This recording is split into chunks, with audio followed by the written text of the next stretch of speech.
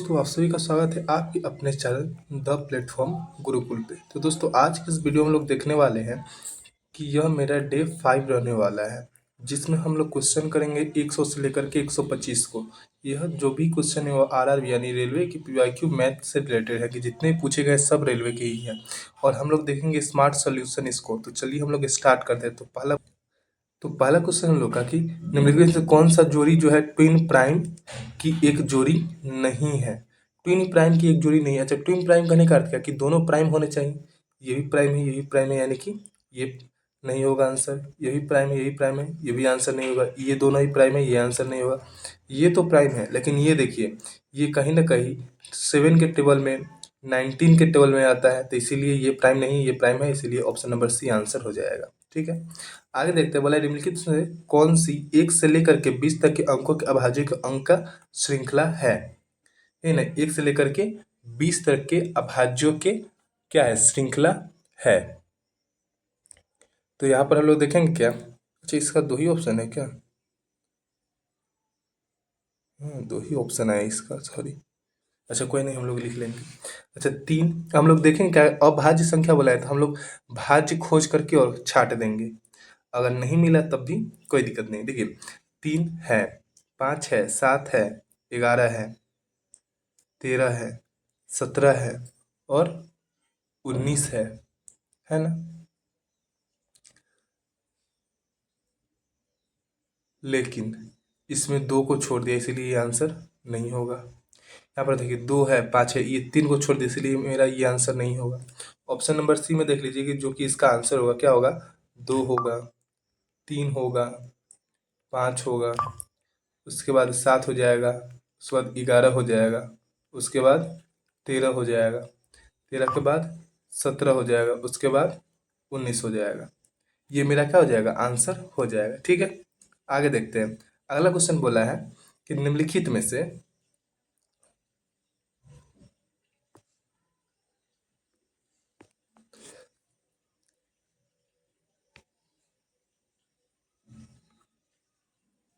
आगे देखते हैं हम लोग क्वेश्चन।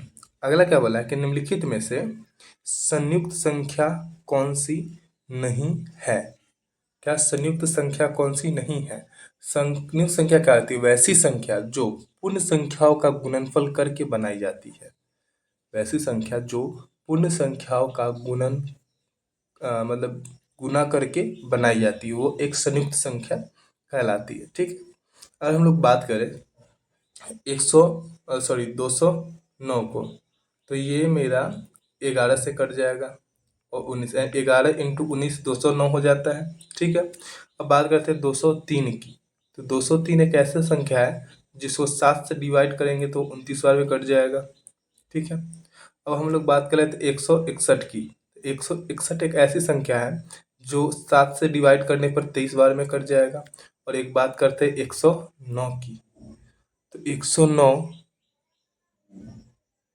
के गुणनखंड के रूप में एक के अलावा और नहीं लिखा जा सकता है। आप इसको चेक करते, ये किसी और से भी डिवाइड नहीं होगी।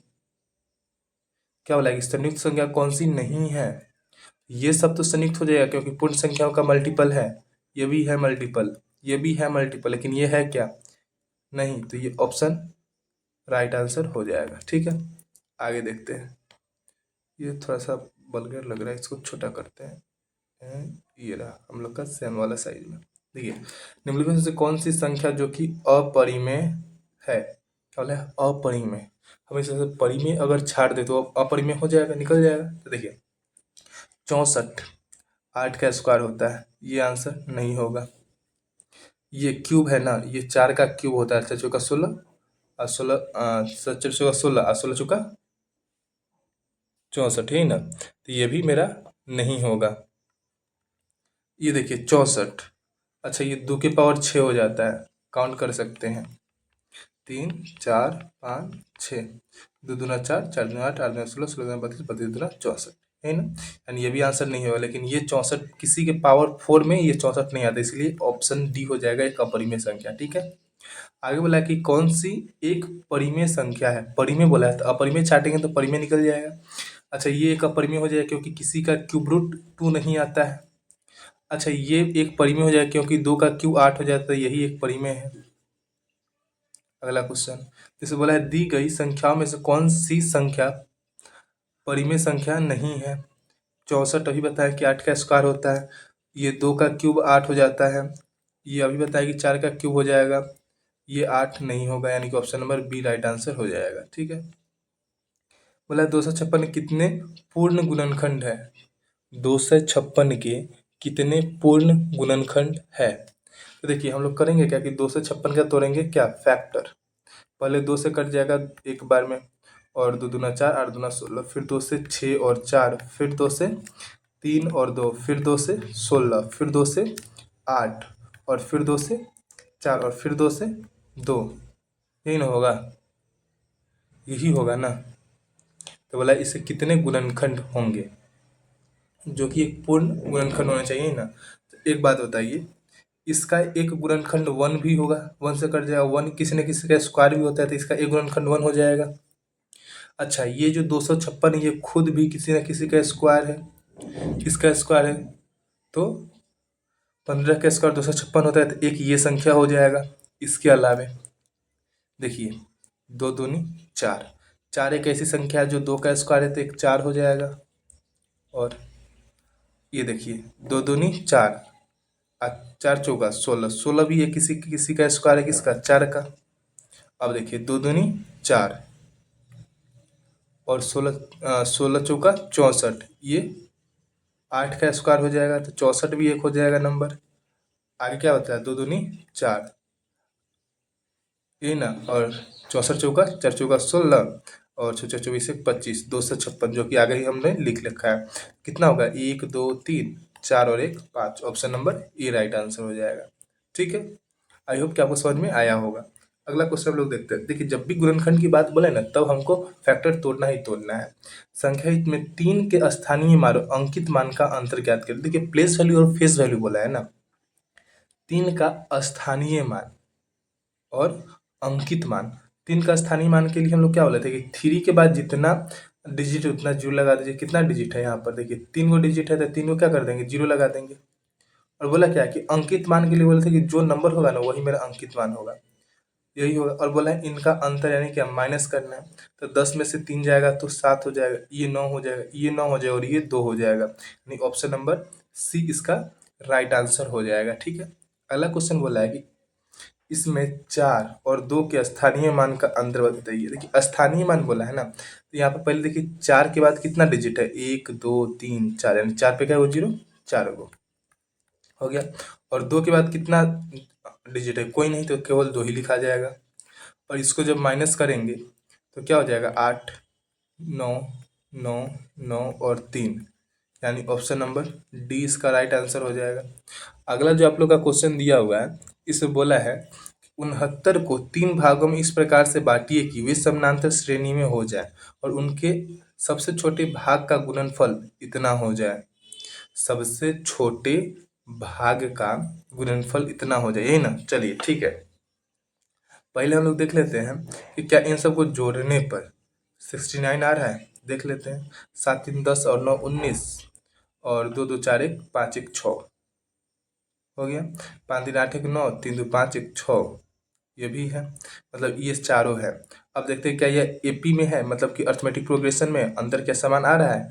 तो आप देखिए यहाँ पर करेंगे तो 8, यहाँ पर भी 8 अंतरता आ रहा है। यहाँ पर करेंगे तो 9 और 4, यहाँ पर भी 4 अंतर से आ रहा है। यहाँ पर करेंगे तो 2 और यहाँ पर 2, यहाँ पर करेंगे तो 6 और यहाँ पर भी 6, यानी कि अंतर क्या आ रहा है, समान आ रहा है। यानी कि ये सब संख्या को हम लोग लिख सकते हैं। लेकिन बोला क्या है कि सबसे छोटे भाग का गुणनफल कितना होना चाहिए, इतना होना चाहिए। ऐसा सबसे छोटा भाग कौन सा होगा, सबसे छोटा भाग यानी कि ये तो देखिए टी एन बराबर होता है क्या, A plus N minus one into D. A का मल्टीप्लाई करेंगे किस में, ए का मल्टीप्लाई करेंगे ए माइनस के डी में, ये सबसे छोटा होगा क्योंकि पहली संख्या में से जब उसके डिफरेंस को हटा देंगे तो वो सबसे छोटा माना आएगा। और यह किसके बराबर बोला है, 483 के। अच्छा पहले सबसे छोटा ए है ना, ए हम लोग कितना ले सकते हैं, तो ए हम लोग एक तो हम लोग 23 भी ले सकते हैं। क्यों? क्योंकि 3 a का मान दे रखा है कितना, 69। यहाँ पर दिया ना कि 3 संख्याओं को 69 में बांटना है। तो a का वैल्यू क्या आ जाएगा, इससे इसको काट देंगे तो 23 आ जाएगा। a का वैल्यू 23 आ जाएगा। यहाँ पर 23 माइनस डी आ जाएगा और ये 483 आ जाएगा। अब इससे अगर इसको हम लोग काटते हैं तो कितना बार में कट जाएगा, 21 बार में कट जाएगा। 23 माइनस डी बराबर 21, तो डी बराबर कितना आ जाएगा, 2 आ जाएगा। यानी कि जिसके बीच डिफरेंस 2 का होगा वही मेरा क्या होगा, आंसर होगा। तो यहाँ पर देखिए 2 का डिफरेंस है, तो आंसर डी हो जाएगा। अगला क्वेश्चन बोला है कि इसमें क्या घटाए कि प्राप्त संख्या 29 से विभाज्य हो जाए। इसमें क्या घटाए कि प्राप्त संख्या क्या हो जाए, 29 से विभाज्य हो जाए।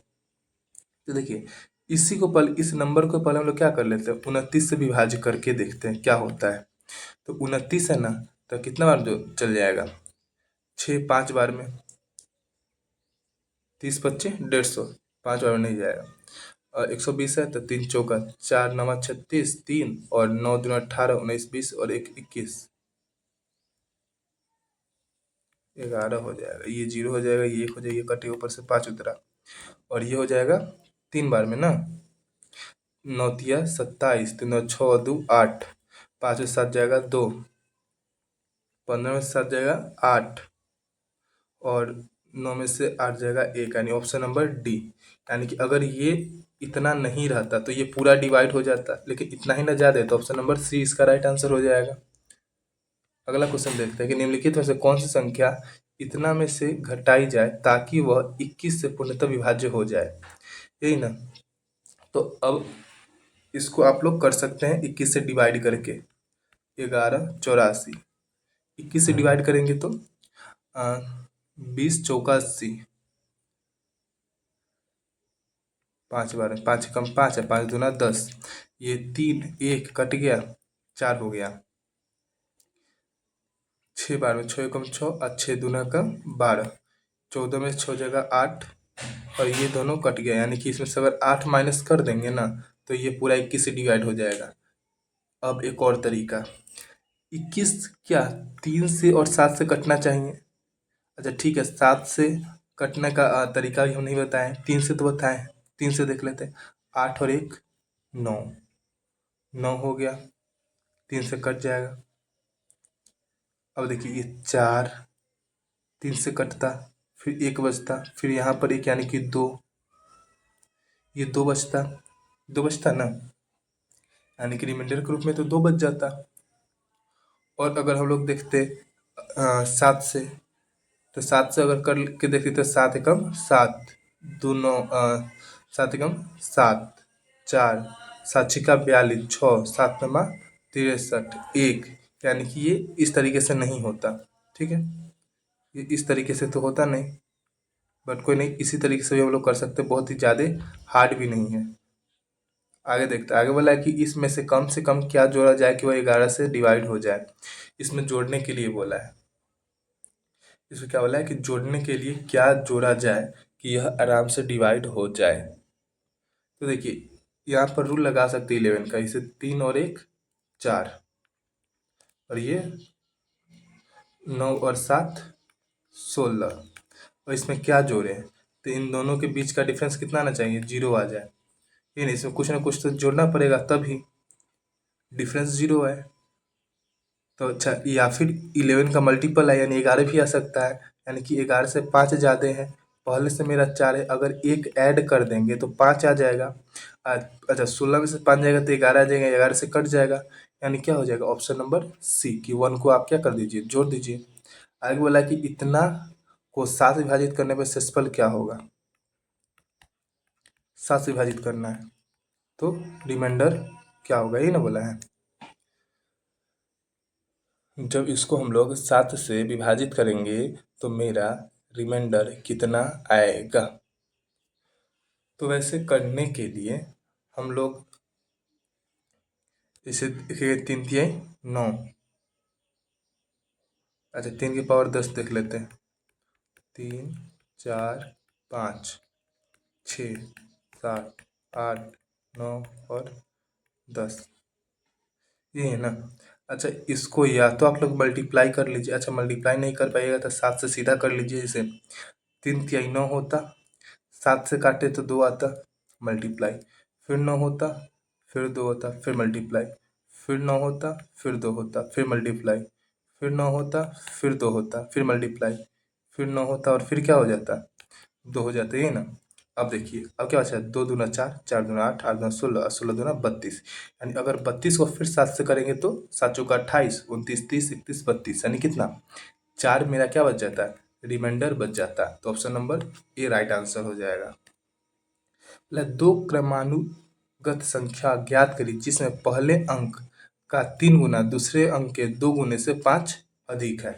ये ना बोला है, पहले अंक का 3 गुना, अच्छा 5 तिहाई 15, दूसरे अंक के 2 गुना से 3 अधिक है, और छतरी का 18, 7 दूना 14, 3 अधिक है नहीं, काटिए, 9 पचे 45, और सॉरी 9 तिया 27, और ये 20 नहीं होगा, 14 और ये 24, ये भी नहीं होगा। यही था ऑप्शन नंबर ये राइट आंसर हो जाएगा, यही ना। अच्छा, 3 गुना 7 और 8 बजे, सॉरी 8 दूना 16, 16 और 5 21, ये 5 का अंतर आ रहा है यहाँ पर देखिए। 5 तिहाई 15, 6 दूना 12, यहाँ पर 3 का अंतर आ रहा है, ये नहीं होगा, ऑप्शन नंबर सी होगा, सॉरी फॉर मिस्टेक। यहाँ पर बोला है 5 ही अधिक होना चाहिए, इसीलिए। आगे देखिए, आगे बोला है कि किन 4 विषम अभाज्य संख्याओं का योग 34 है। इसमें से विषम संख्या जो भी हो, अच्छा इसमें ये सब विषम ही है, इनका योग 34 होना चाहिए। देख लेते, 7 3 10, 5 और 1 6, नहीं है, नहीं है। आगे देखते हैं, 7 3 10, 9 5 14 10 24 होता है, नहीं होगा। आगे देखते हैं, 3 1 4 5 9 और 3 12, 12 10 22 और 10 42, ये भी नहीं होगा। तो बच्चा तो यही आंसर हो जाएगा। एक बार देख लेते, 7 3 10, 3 1 4, 1 1 2 और 10, यानी कि कितना, 34। आगे देखते हैं, आगे बोला है कि 11 से 100 तक कितनी गिनती संख्याओं में अंक 2 दहाई स्थान पर कितनी बार आएगा, जो कि दहाई स्थान पर आना चाहिए। क्या आना चाहिए, दहाई स्थान पर आना चाहिए। 11 से 100 तक, तो देखिए पहले हम लोग देख लेते हैं कि 11 से लेकर 20 तक में 2 दहाई स्थान पर कितना बार आएगा। तो सीधा आएगा, एक तो इकाई स्थान पे 12 पे आता है, तो उसको नहीं लेना है। इकाई स्थान पे 12 पे आता है ना, तो इसको नहीं लेना है। लेकिन 20 पे एक आता है, ये इकाई होता है, ये दहाई होता है, तो ये होगा, तो एक आएगा संख्या। अच्छा, हम लोग 20 से लेकर के, सॉरी 20 तो हम लोग ले लिए हैं, तो हम लोग क्या लेंगे कि अगर हम लोग क्या करें, 21 से लेकर के और 30 तक की बात की जाए तब, अच्छा 21 से लेंगे तो 21 से लेकर के और 29 तक में सब में दहाई दहाई दहाई आएगा। कितना बार आएगा, 9 बार आएगा, ठीक है। अच्छा, उसके बाद देखते हैं 31 से लेकर के और 100 तक, तो 100 तक में कहीं पर भी दहाई पर नहीं आएगा, क्योंकि 32 आएगा, उसके बाद 42 आएगा, उसके बाद 52 62 72 82 और 92 आएगा, और ये सब है इकाई स्थान पे, दहाई स्थान पे 2 है नहीं। कितना हो जाएगा, 0, यानी कि 9 1 10, यानी option number C right answer हो जाएगा। आगे क्या बोला है कि एक अभाज्य संख्या में क्या होना चाहिए, 2 से ज़्यादा भाजक होना चाहिए। ये बात सही है क्या, नहीं, ये बात सही नहीं है ना। बोला है कि एक अभाज्य संख्या ऐसी संख्या होती है जिसमें 2 से अधिक भाजक होना चाहिए, बात सही है। क्यों, क्योंकि अगर भाज्य होता, देखिए एक बार सोचिए, भाज्य और अभाज्य, भाज्य मान लेते हैं 2 है, अभाज्य मान लेते हैं 4 है, इसके फैक्टर 1 और 2 होंगे, इसके फैक्टर 1 भी होंगे, 2 भी होंगे और 4 भी होंगे, यही ना होंगे, 1 भी होंगे और 4 भी होंगे, ठीक है। तो इसके 2 से ज़्यादा है तब ये अभाज्य, ऑप्शन नंबर ए इसका राइट आंसर हो जाएगा। अच्छा, केवल खुद और एक से भाज्य होगा तब तो वो भाज्य हो जाएगा, इसका कोई भाजक नहीं होगा, तो फिर ये भाज्य कैसे होगा, मतलब कि अभाज्य कैसे होगा, धनात्मक पूर्णांक नहीं होगा, जरूरी है।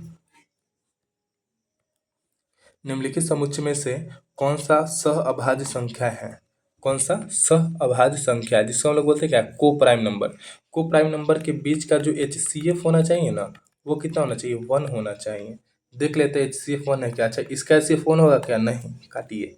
इसका HCF क्या 1 हो जाएगा, नहीं, तो काटिए, इसमें भी नहीं होगा, तो option number A right answer हो जाएगा। यही एक बचा, ठीक है। अगला क्वेश्चन हम लोग देखते हैं, जिसमें बोला है कि इनमें से कौन सा एक विषम भाज्य संख्या है। विषम भी है और क्या है, भाज्य भी है। तो देखिए, ये भाज्य तो है नहीं, ये भी भाज्य नहीं, ये भाज्य है लेकिन सम है, तो ये नहीं होगा, ऑप्शन नंबर डी हो जाएगा। आगे बोला है कि पहली 8 विषम संख्याओं का योग ज्ञात करिए। पहली 8 विषम संख्या का योग बोला है ना, तो हम लोग क्या कर सकते हैं कि 3 से लेकर के और 3, 5, 7, अभाज्य बोला है 11, 13, 17, 19 और 23। काट लेते हैं, 7, 3, 10, 10, 20, 10, 30 और 8, 28, 38, सॉरी, कैरी 3, 2, 5, 6, 7, 8 और 1, 9, 98, ऑप्शन नंबर बी। आगे बोला है कि धनात्मक संख्या 60 और 100 तक के बीच में कितनी अभाज्य संख्या है। 60 से 100 तक के बीच में कितनी अभाज्य संख्या है, तो ये याद होना चाहिए। 60 से लेकर के 100 तक के बीच में 8 गो संख्या जो कि अभाज्य होता है, कौन कौन होता है, 61 हो गया, 67, 71, उसके बाद 73 आ जाता है, फिर 79, उसके बाद 83, उसके बाद 89 और एक 97, बस इतना ही संख्या होता है जो कि अभाज्य होता है। आगे बोला कि एक स्कूल में 200 छात्र है, जिसमें से इतना छात्र लड़के हैं, तो कुल छात्रों की संख्या क्या होगी। यानी कि मान लीजिए कि टोटल छात्र, टोटल नीचे होता है ना कि 10 होंगे, तो उसमें से जो लड़के होंगे, उसमें से जो लड़के होंगे यानी कि जो बॉयज होंगे वो 7 गो होंगे। लेकिन ये क्या बोला कि ये तो भैया 200 है, सॉरी, एक स्कूल में 200 छात्र हैं, ये 7 का वैल्यू नहीं है, ये आपका दे रखा है कितने का, 10 का। टोटल छात्र 200 है, यानी एक का वैल्यू 20 आया, तो 7 का पूछा है ना, तो इतना लड़के हैं, तो कुल छात्रों की संख्या, एक स्कूल में इतने छात्र हैं, तो कुल छात्राओं की संख्या यानी कि गर्ल्स बोला है, कितना हो जाएगा, 3 गो। तो 3 से मल्टीप्लाई करेंगे तो 60, option number B right answer हो जाएगा। आगे हम लोग देख लेते हैं, यदि दो संख्याओं का योग इतना है, उसका अंतर इतना है, तो उसके वर्गों का अंतर क्या होगा। बोला है कि दो गो संख्या, इसका योग मेरा 26 है, उनका अंतर 12 है, तो बोला है कि उनके वर्गों का अंतर यानी ए स्क्वायर माइनस बी स्क्वायर, बोला है क्या होता है, ए प्लस बी इंटू ए माइनस बी होता है, यही ना होता है। ए प्लस बी 26 दे रखा है, ए माइनस बी 12 दे रखा है, मल्टीप्लाई कर लीजिए, तो 12×6 = 72, option number B right answer हो जाएगा। इसके अलावा कुछ सोचना भी नहीं था, क्या हो जाएगा, 312। आगे बोला है यदि यदि दो संख्याओं का गुणनफल उसके योग का 3 गुना है। दो संख्या है, मान लीजिए ए और बी, इसका गुणनफल जो है इसके योग का क्या है, 3 गुना है, तथा एक संख्या 12 है। उसमें से बोला है एक संख्या 12 है, तो दूसरी संख्या क्या होगी। यानी कि ए की जगह पे हमको क्या लिखना था, 12 लिखना था। एक जगह पे क्या लिखना था, 12 लिखना था। लीजिए 12, तो 3×4 = 12 यानी 4b बराबर 12 प्लस के बी इधर जाएगा तो माइनस, यानी 3 बराबर के 12 और b बराबर के क्या हो जाएगा, 4 हो जाएगा। Option number C right answer हो जाएगा, ठीक है।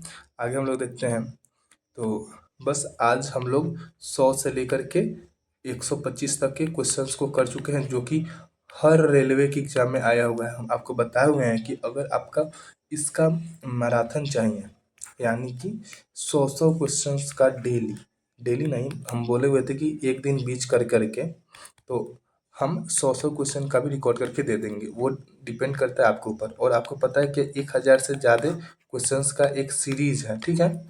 अगर आप लोग का रिस्पॉन्स अच्छा रहा तो फिर ये 1000 की जगह पर 2 से 3000 क्वेश्चन करने का ट्राई करेंगे, ठीक है। और नहीं रहा तो ये 1000 करा करके और छोड़ दिया जाएगा, ठीक है। तो मिलते हैं हम लोग नेक्स्ट वीडियो में, तब तक के लिए धन्यवाद।